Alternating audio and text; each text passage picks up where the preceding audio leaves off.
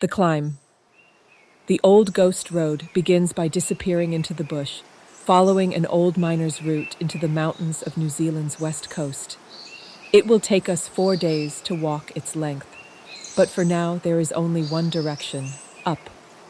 At first, the track seems almost gentle, winding beneath tall trees and through a world saturated with water, but gradually it begins to climb. Here, everything is growing on something else. Moss covers the trunks and rocks. Ferns emerge from fallen trees. Lichens hang from branches and water spills constantly from the hillsides, finding its way downhill in streams and waterfalls. Nothing stays still for very long.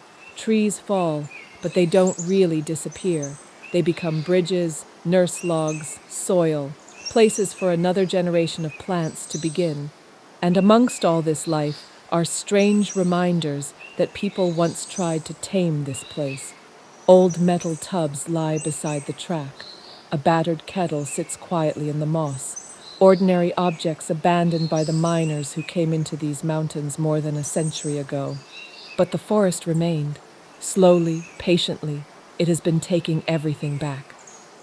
Even the trees themselves seem ancient and unruly here, twisted into extraordinary shapes, their branches carrying entire miniature gardens of mosses, lichens, and ferns.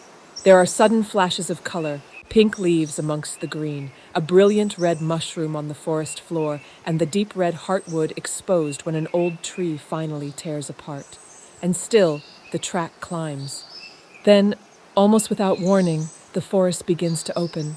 Cloud drifts through the valleys below us. Sunlight breaks across distant ridges, and for the first time, we can see the scale of the country we have been walking through. Mountain after mountain, covered in forest.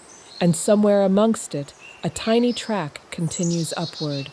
For now, we follow it, because this is only the beginning of the old ghost road.